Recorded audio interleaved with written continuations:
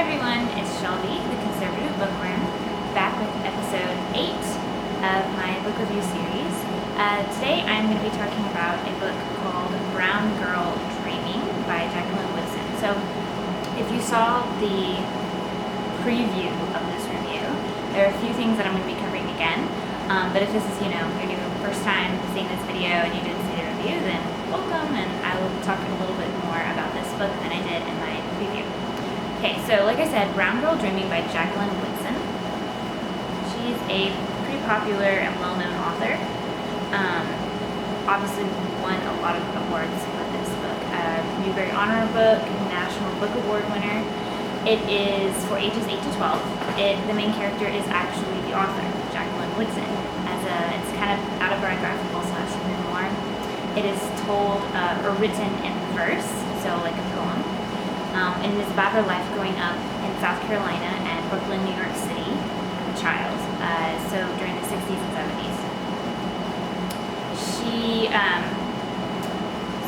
If you have a child who likes to read books that are more based on real life, and like interested in learning about life back in that time, because it was during civil rights, a little after civil rights and towards the beginning of civil rights. So she was a child, so she wasn't actually involved in any of that, but she heard stories, and it does come up in the book.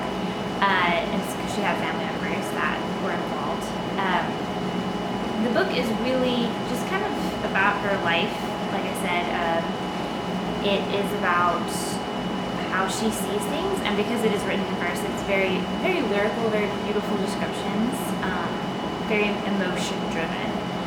So not a whole lot of, there's conversation, there's dialogue, but it is very much description. It's very much kind of like if she kept a diary, written in verse.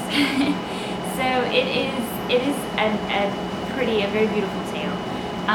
Just a few details. It mentions her parents get divorced when she's very young, and her mother and her older brother and her older sister and herself moved to South Carolina, to Greenville, South Carolina, to live with her mother's parents.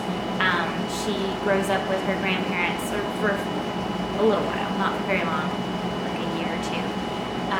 But she becomes very, very close to them, and she doesn't really have a lot of memories of her father, so her grandfather becomes her father figure, and she calls him Daddy. So she is raised Jehovah's Witness by her grandmother, her and her other two siblings. So there's a lot of mention of that influence over her. Jehovah's Witness, what they were required to do, how it was kind of seen through the eyes of a child, so how she wasn't super thrilled about a lot of the things that they were to do, but she believed it because she had to, but at the same time she saw like the draw of it.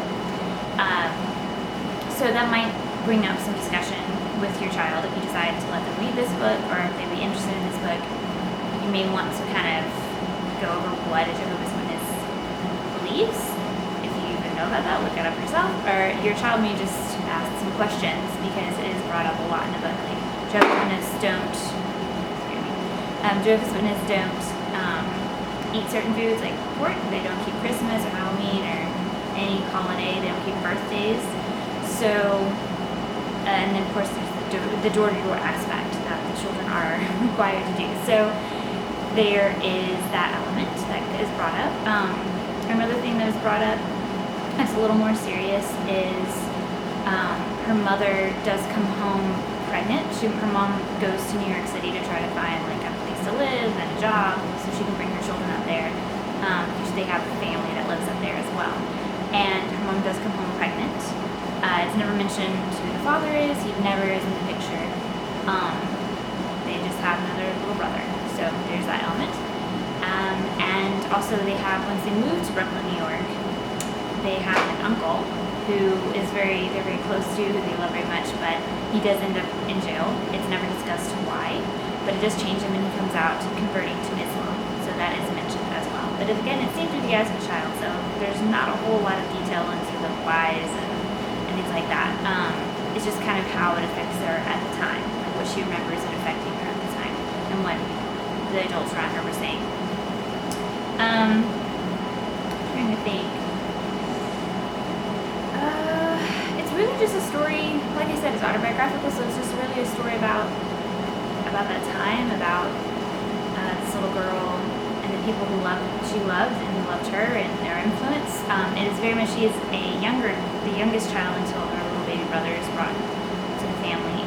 So she has 2 older siblings, and they're very smart, especially her older sister, and so there's a lot of talk about kind of she feels compared to them a lot, and she's definitely not like them. She's not stupid by any means, but the author brings out how like she struggles in areas that they don't struggle in. So, and it is also brought out, it's really about just how she sees the world as a child, what she remembers, the things that influenced her the rest of her life, and also her growing awareness of her love of stories, which kind of comes out in that she told a lot of stories as a child. So her family looked at it as lies, but she looked at it like